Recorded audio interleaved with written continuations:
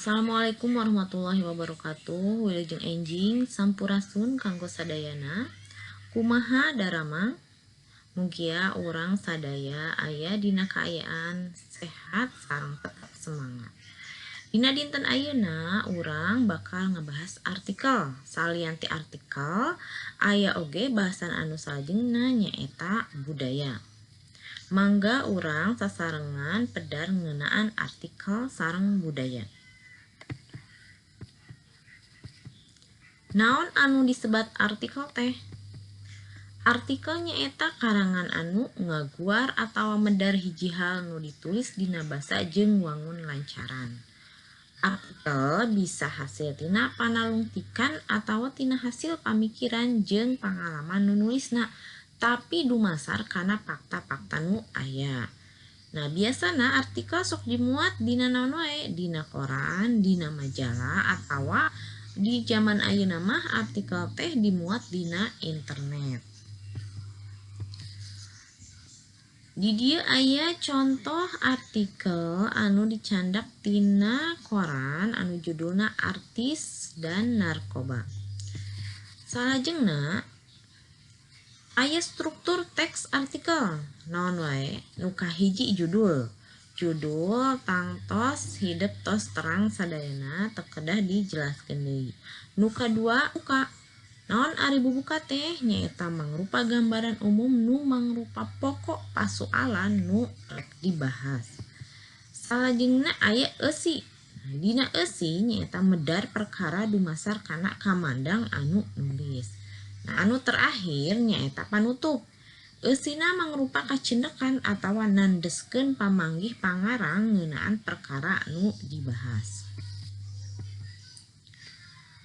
Artikel teh wanda tulisanana bisa dimimitian tina hal-hal anu khusus tuluy kana hal-hal anu umum anu disebutna induksi.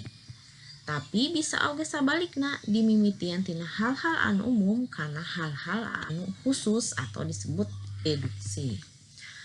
Daranana artikel teh kudu puguh entep seureuhna atau disebut sistematis.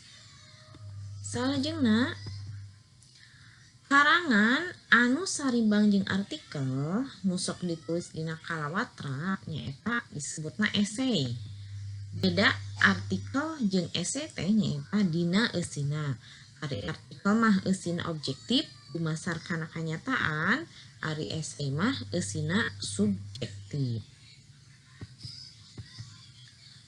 Nah, saentos ngabahas artikel salajengna urang ngabahas ngeunaan budaya. Hartina budaya teh nyaeta hal-hal anu aya pakaitna jeung budi atawa akal manusia.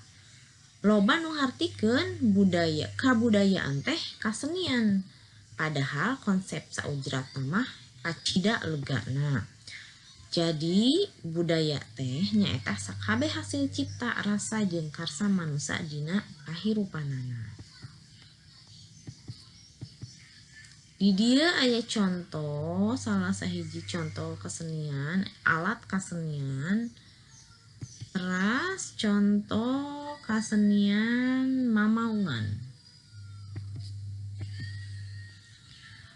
Nah, salajengna urang bakal ngabahas 7 unsur kabudayaan. Naon wae 7 unsur eta teh? Nu kahiji sistem agama jeung upacara keagamaan.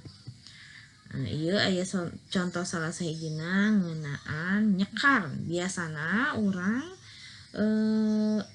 nyekar dina waktu sateu acan bulan puasa. Ieu kaasup kana sistem agama jeung upacara keagamaan. Salajengna sistem organisasi kamasyarakatan, aya oge sistem pangaweruh, oge basa oge kaasup kana sistem kabudayaan nya. Salajengna aya kasenian. Kasenian seueur pisan contohna di sini di dieu wayang, aya oge tarian. Saterusna aya sistem pakasaban atau pagawean atau bahasa Indonesianya pekerjaan. Biasana orang Sunda seseueurna zaman baheula pakasabana nyaeta jadi patani, tapi di zaman ayeuna jenis-jenis pakasaban seueur pisan. Salajengna aya sistem pakakas jeung teknologi. Nah, ieu contoh gambar pakakas anu biasana digunakeun ku urang Sunda. Dugi ka dieu pedaran dinten ayeuna, hatur nuhun kana sadaya perhatosanana. Wassalamualaikum warahmatullahi wabarakatuh.